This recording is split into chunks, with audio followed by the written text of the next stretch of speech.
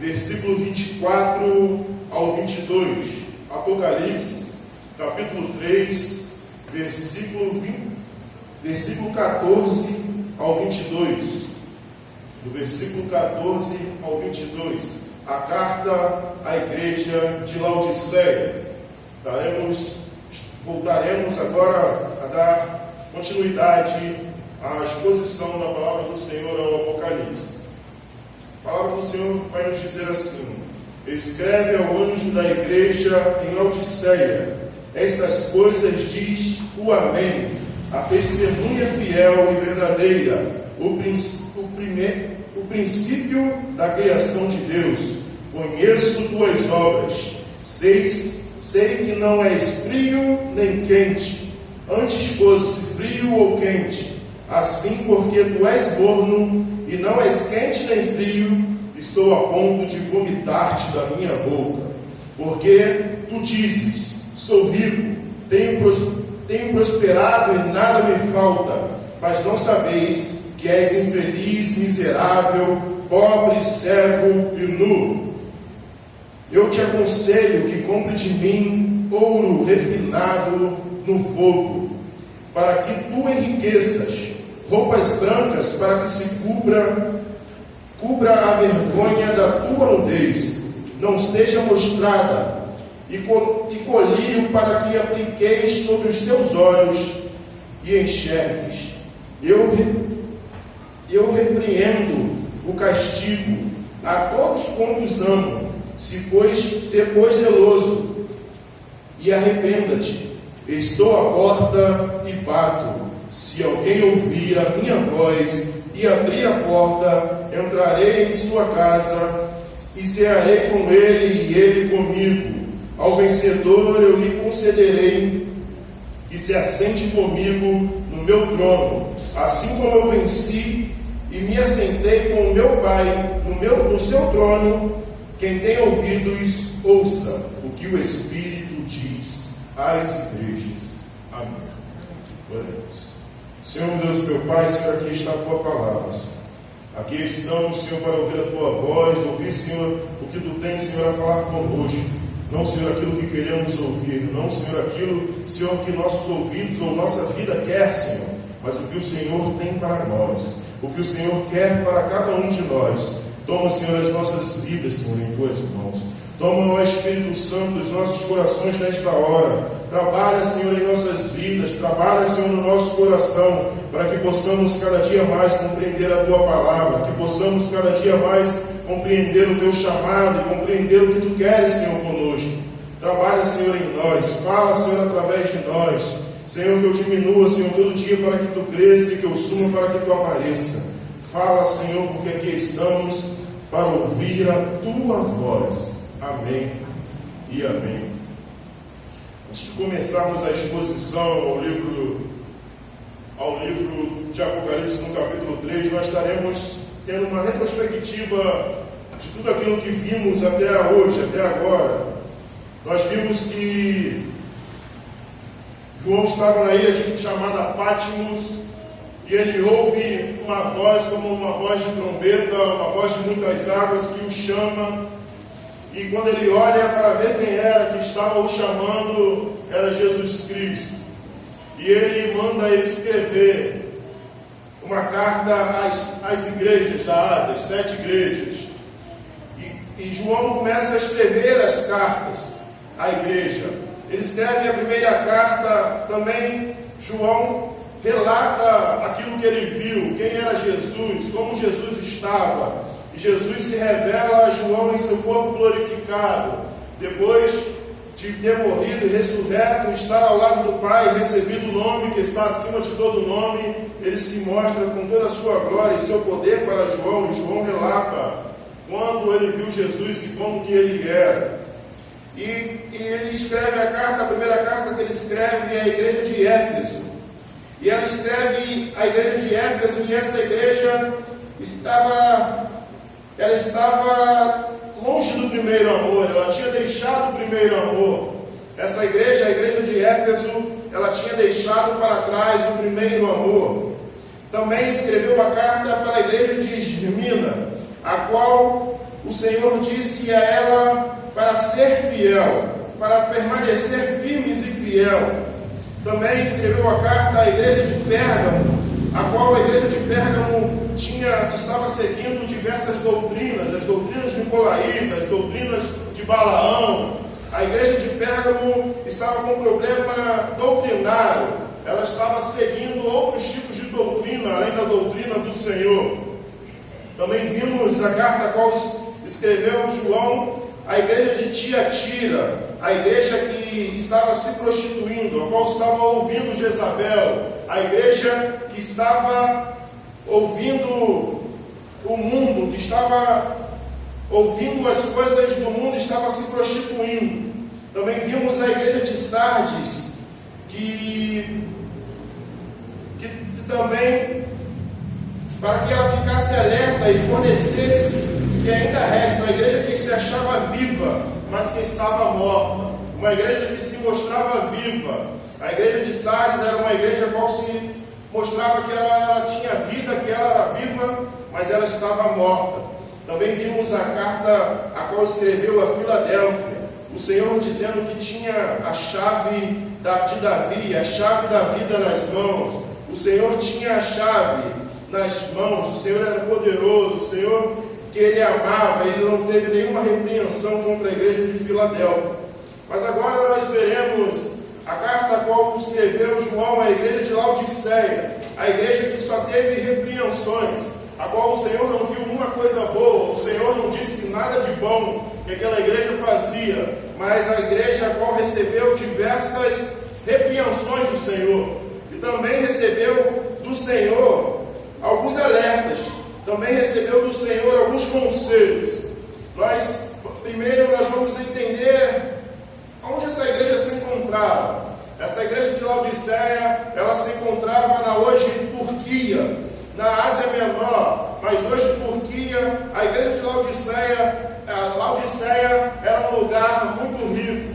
Laodiceia era um lugar onde tinha um centro oftalmológico, que eles tinham muito avanço, era um lugar onde existia muitos bancos, um lugar onde existia muitas finanças, era um lugar muito rico, era a cidade mais rica da Turquia.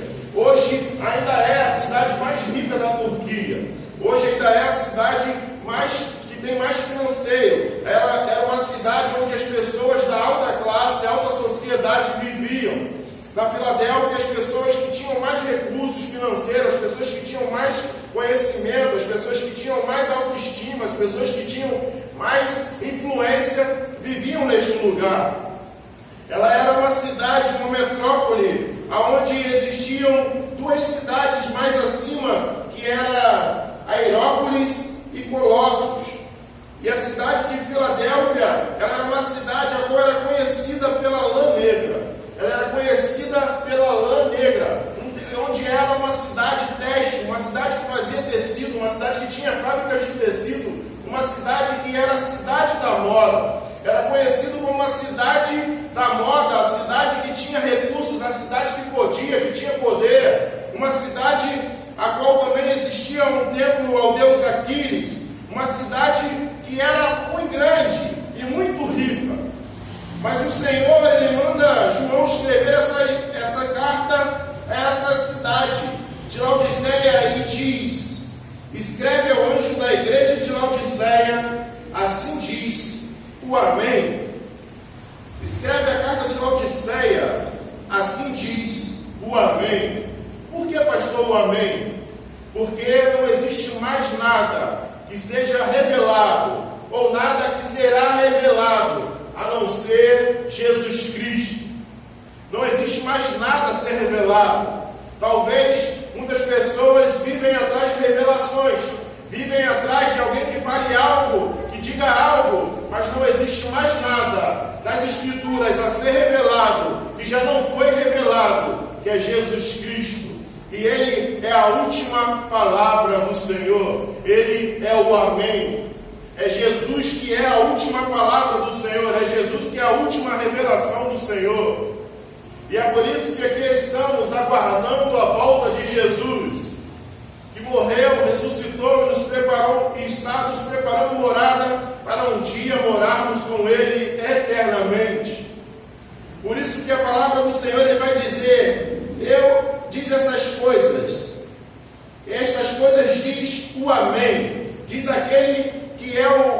final, aquele que é o único, aquele que é a testemunha fiel e verdadeira, testemunha fiel e verdadeira, o princípio da criação de Deus.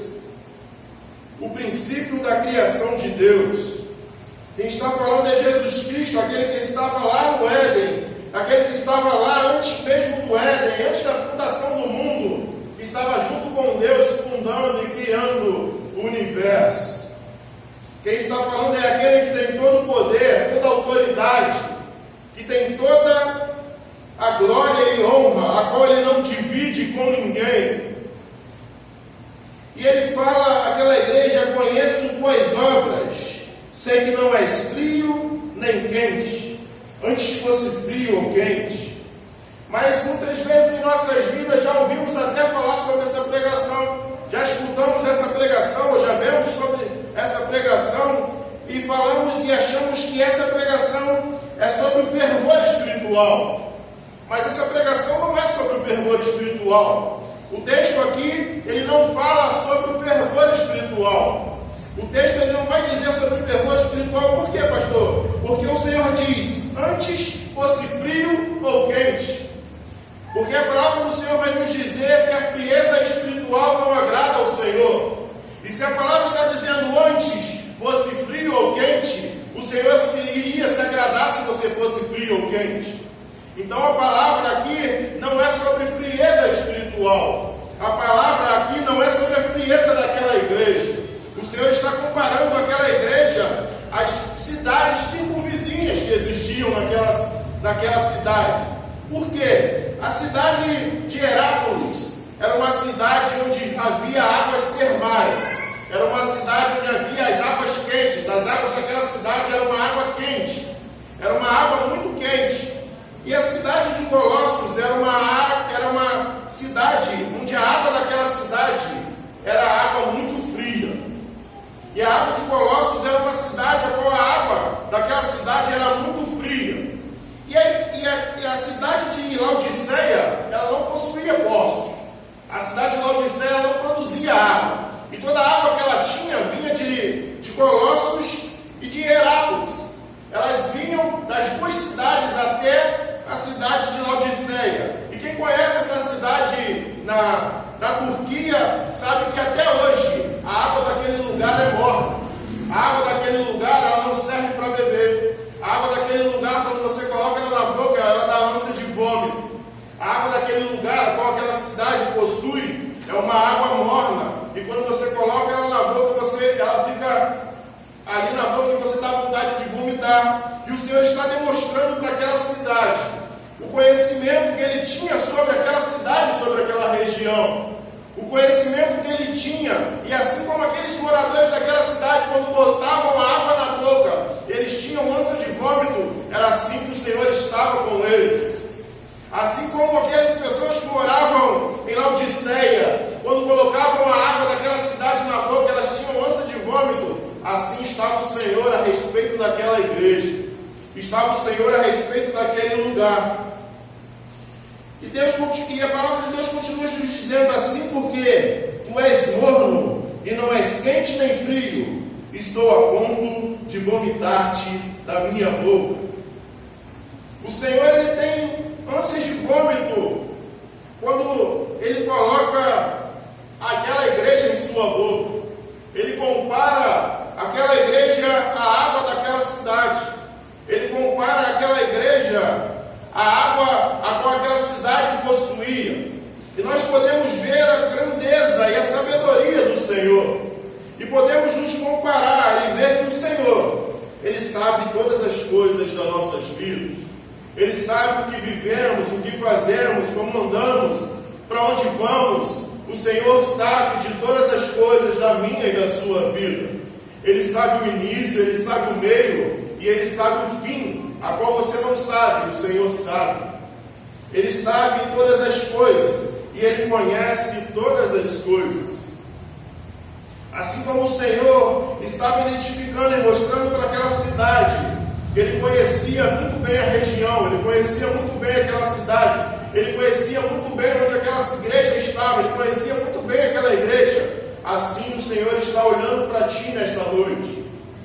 O Senhor está te dizendo: eu conheço as suas obras, eu conheço tudo que você tem feito, eu sei de todas as coisas que você tem vivido, eu sei de todas as coisas que você tem passado, eu sei de coisas que nem a sua esposa, nem o seu esposo, nem ninguém da sua família sabe. Eu sei, porque antes mesmo que a palavra venha à nossa boca, o Senhor já sabe.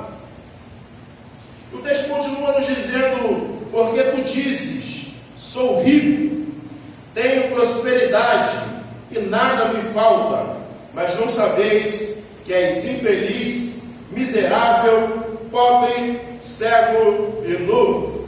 Aquela cidade, ela era rica e dizia que tinha poder, que era rica, que tinha império, que era um império, que tinha condições financeiras, mas perante o Senhor, ela era pobre. Perante o Senhor, ela era infeliz. Perante o Senhor, ela era cega e nu. Aquela igreja não faltava nada. Aquela igreja não faltava recursos. Aquela igreja, quando tinha alguém uma ideia: olha, vamos botar ar-condicionado na igreja, nós temos recursos e botavam. Vamos trocar os bancos, nós temos recursos e colocavam. Vamos comprar um carro para a igreja, eles compravam. A igreja era muito rica, a igreja tinha muito dinheiro, a igreja tinha muito recurso, mas perante o Senhor, aquela igreja era infeliz, miserável, pobre, cega e nu. Era uma igreja a qual achava que a sua força vinha do seu poderio. Era uma cidade a qual achava que o seu poder era na riqueza, era no seu reconhecimento, no seu conhecimento. Era uma igreja e uma cidade a qual se achava por causa dos seus recursos, por causa do que tinha, do que possuía. Era uma igreja a qual achava que era muito bem financeiramente e que não precisava de nada. E o texto continua nos dizendo: eu te aconselho que compres de mim ouro refinado no fogo. O Senhor está aconselhando aquela igreja a buscar no Senhor. O Senhor está aconselhando aquela igreja a comprar dele ouro fino. O texto também vai nos dizer que és pobre, cego e nu. Aquela cidade a qual tinha um centro oftalmológico, a qual tinha um remédio que as pessoas iam de longe para aquele lugar, porque aquele remédio a qual tinha naquela cidade curava diversas enfermidades do olho, curava diversas enfermidades oculares. As pessoas iam para aquele lugar para estar buscando a cura oftalmológica. Mas o Senhor diz para aquela cidade: tu és cega. O Senhor diz para aquela igreja: tu és cega. Aquela igreja a qual tinha um centro, a qual tinha um centro oftalmológico, a qual tinha muito recurso, a qual tinha, onde era a cidade da moda, onde tinha lã negra, onde era aquela lã, era muito cobiçada pelas outras regiões, pelos outros lugares, onde vendia muita lã, muito tecido, muita roupa. A cidade ao qual era a cidade da moda, o Senhor compara aquela cidade e aquela igreja que ela está nua. E o Senhor fala para aquela cidade: para que compre ouro refinado no fogo, para que enriqueças, roupas brancas, para que cubras e avergonhas da tua nudez. Aquela cidade, a qual era a cidade da moda, era uma cidade têxtil, uma cidade que tinha fábricas de tecido. O Senhor aconselha aquela cidade a comprar do Senhor roupas brancas para cobrir a sua nudez. Roupas brancas, que significa santidade. O Senhor está dizendo àquela igreja: seja santo, porque eu sou santo. O Senhor está dizendo àquela igreja: você se gaba por ter fábricas de tecido, você se gaba por ter grande poder, grande influência na moda, mas você está nua perante mim. Você não tem santidade, você não tem me buscado, você não tem feito o que eu quero.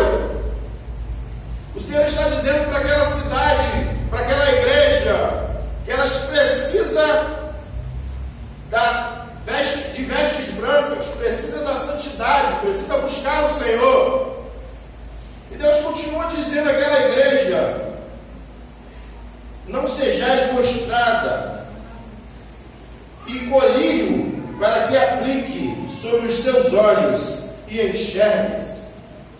Uma cidade a qual tinha um centro oftalmológico, uma cidade a qual era conhecida em toda a região pelo seu grande poder popular, pelo seu grande poder oftalmológico, uma cidade a qual tinha um grande centro oftalmológico que era conhecida nas regiões, nas cidades, nos países circunvizinhos, que era um lugar onde tinha cura. O Senhor estava falando para aquela cidade, aconselhando que busquem dele um colírio para os olhos, para que possam enxergar. Aquela igreja, ela estava cega espiritualmente. Aquela igreja, ela não enxergava espiritualmente. E o Senhor disse que para eles, que aconselhava eles a comprar dele o colírio espiritual. E o Senhor continua dizendo a essa igreja. Mas o que eu acho mais interessante nesta carta à igreja de Laodiceia, não o que está aqui escrito, mas o que não está escrito.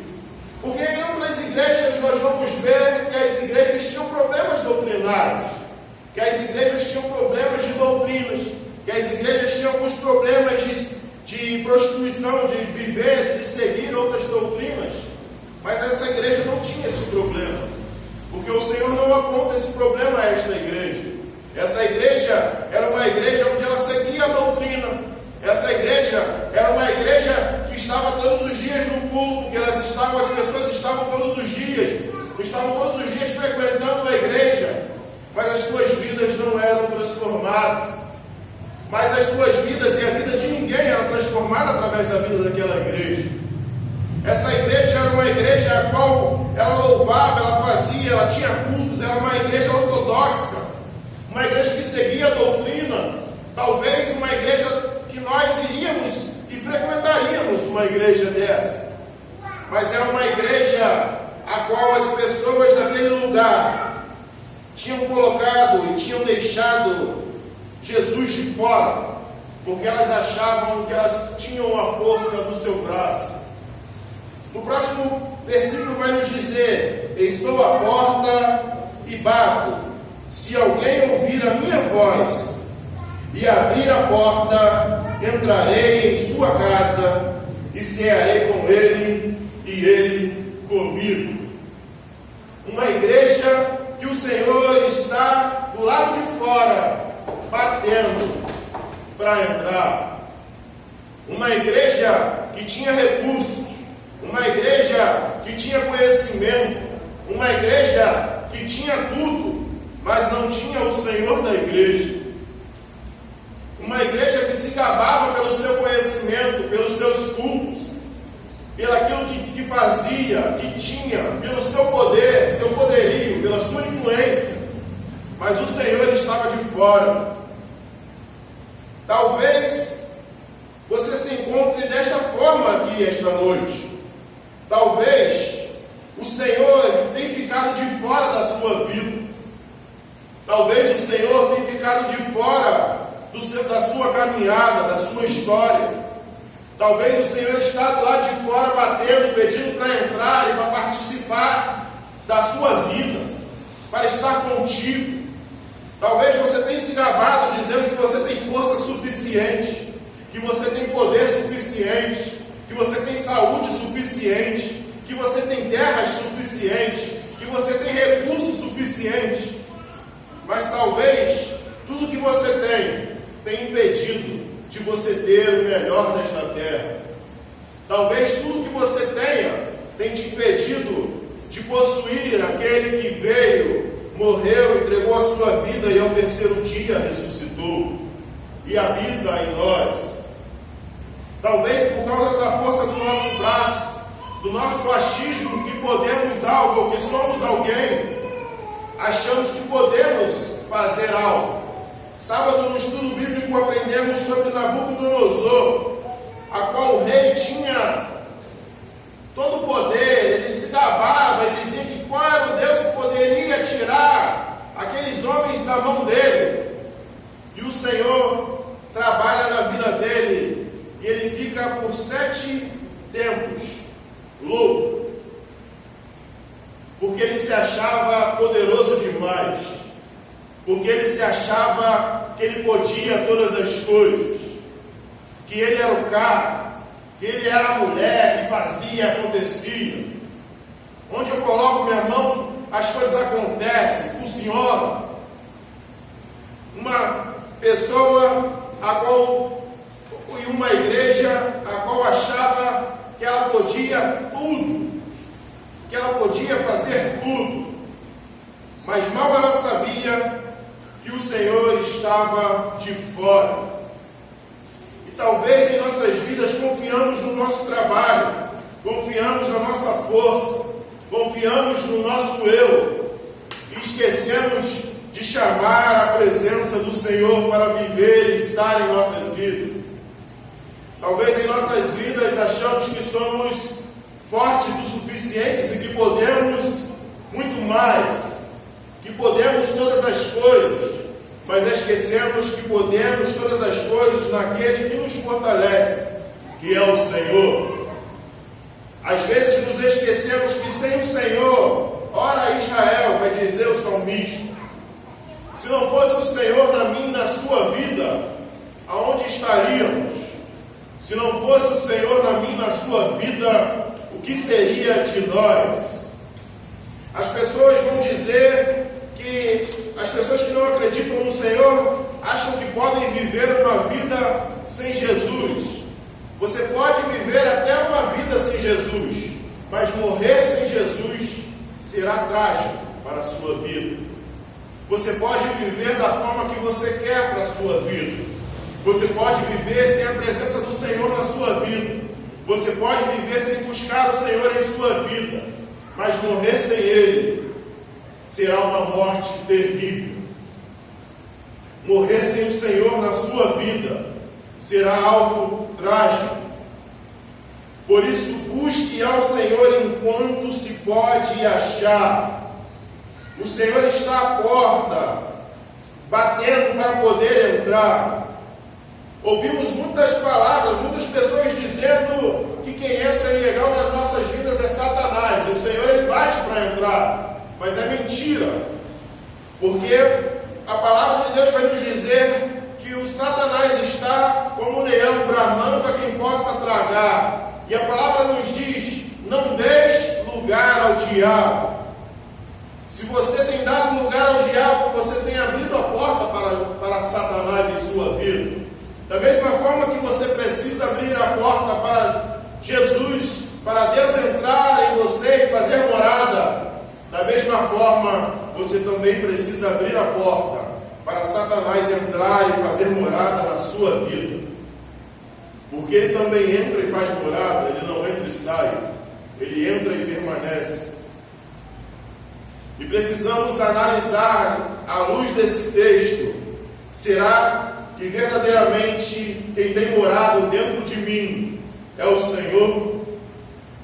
Será que verdadeiramente quem está morando dentro do meu coração, quem está morando dentro de mim, é o Senhor, Salvador das nossas vidas?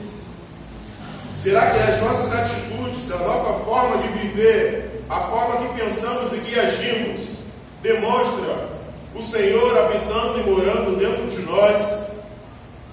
Será que a forma a qual temos vivido, a forma a qual vemos caminhando, o Senhor está e permanece em nós? É necessário analisar as nossas vidas nesta noite. É necessário analisar a forma a qual temos vivido, pois estamos diante a ceia do Senhor, a qual o texto da ceia do Senhor vai nos dizer: analise-se, pois o homem a si mesmo, depois comam do pão e bebam do cálice. O Senhor, Ele nos chama a uma autoanálise. O Senhor nos chama a analisarmos a forma a qual temos vivido, a forma a qual temos caminhado, a forma a qual nós temos conduzido as nossas vidas? Será que pela força do nosso próprio braço? Será pela nossa própria confiança? Será pelo nosso próprio eu? Ou o Senhor tem agido através de nós? Precisamos analisar as nossas vidas para podermos ter certeza e ver verdadeiramente que o Senhor habita em nós, que o Senhor está em nós, que o Senhor se faz presente em nossas vidas. Precisamos analisar a forma a qual temos vivido, andado. Assim como essa igreja achava que não precisava de nada, que já tinha tudo, o Senhor mostra para ela que ela era cega, pobre e nua, que ela precisava da presença do Senhor, que ela precisava daquele que ilumina, da palavra do Senhor que ilumina os nossos caminhos. Ele precisava do Senhor, as vestes santas, a santidade. Aquela igreja precisava coisas do Senhor e ela achava que já possuía tudo. Cuidado com a autossuficiência. Cuidado com o achismo que somos poderosos demais. Cuidado em achar que não precisamos de nada e de ninguém. E o texto continua nos dizendo: estou à porta e bato, e alguém que ouvir a minha voz e abrir a porta, entrarei em sua casa e cearei com ele e ele comigo. Ao vencedor eu lhe concederei que se assente comigo no meu trono, assim como eu venci e me assentei com meu Pai no seu trono. O Senhor, Ele promete ao vencedor daquela igreja, o vencedor desta igreja, o vencedor deste mundo, que irá se assentar com Ele e com seu Pai, que irá estar presente com Ele e com seu Pai nos céus celestiais, que irá viver com Ele eternamente. O Senhor, Ele promete ao vencedor que Ele estará com Ele aqui e também estará com Ele eternamente no céu. E o Senhor continua dizendo: quem tem ouvidos, ouça o que o Espírito diz às igrejas. O Senhor está falando comigo e contigo nesta noite. O Senhor está falando conosco através da sua palavra, através do exemplo da igreja de Laodiceia. O Senhor está falando conosco e está te convidando a buscar a sua presença enquanto se pode achar. O Senhor está te convidando nesta noite a comprar dele ouro puro. Está te convidando nesta noite a comprar vestes brancas. E está te convidando nesta noite a comprar colírio para os seus olhos. O Senhor quer que você ande com Ele em santidade. O Senhor quer que você ande com Ele todos os dias da sua vida. Que possamos continuar buscando ao Senhor. Que possamos continuar nos inclinando ao Senhor. E que possamos todos os dias analisarmos a nós mesmos, para sabermos e para vermos se verdadeiramente Cristo está habitando em nós. Amém. Agora vamos continuar louvando e agradecendo o nome do Senhor.